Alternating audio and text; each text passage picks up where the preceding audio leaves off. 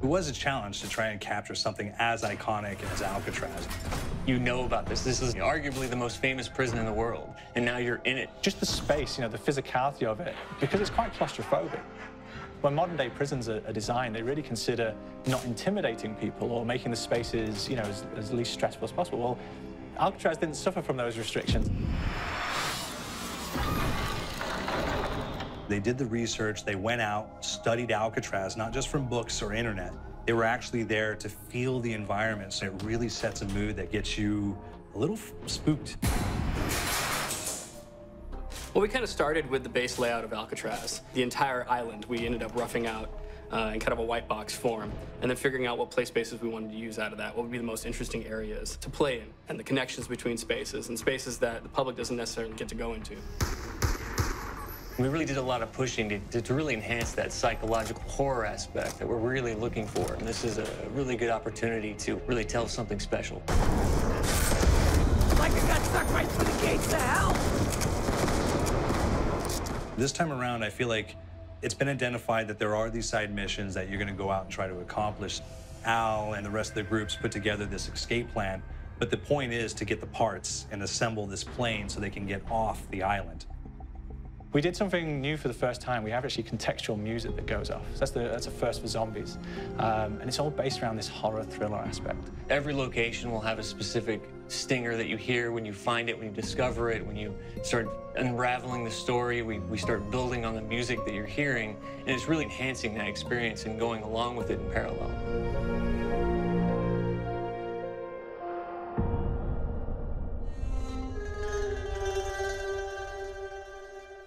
Because we wanted to embrace this kind of horror thriller element, we wanted character actors, guys who could really embody someone and then convey emotion. So that's why we went for guys like Ray Liotta, getting in that kind of guy, we wanted a frantic nature. So he plays a character called Billy Handsome, who's this kind of psychopath who would be employed by the mob to kill people in interesting ways.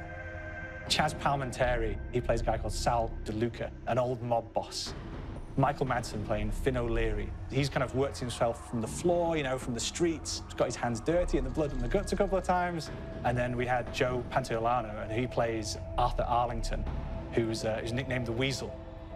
Those guys, they bring a quality and a subtlety and timing that you can't really identify or try to recreate. Bring it on! Reserve tracks! You start off in the afterlife mode, and that's just going to be what's going on. You're going to try to solve the mystery from the second you start. Afterlife, to me, brings a new element, like a new puzzle element. It forces me to think a little bit more or look for the clues or kind of think of zombies on a slightly deeper level. You see clues throughout the map that tell you, ooh, perhaps if I'm in the afterlife, I can interact with this object, or there's some puzzle going on here that I need to be in the afterlife. Back east, I whacked a dirty dentist with one of these. Took forever, too. Alcatraz has a Civil War kind of fort background before it turned into a penitentiary. And so we had this kind of backstory, the idea that the warden would have collected Civil War weaponry. One of them is a blundergat. It's a fictional weapon, but the idea of the combination between a blunderbuss and a Gatling gun. And possibly, there might be a way of upgrading it to a more fantastical weapon that the players may find.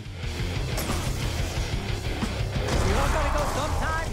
You just went now. There's one main zombie, one big zombie that's going to come through and wreak havoc on your life.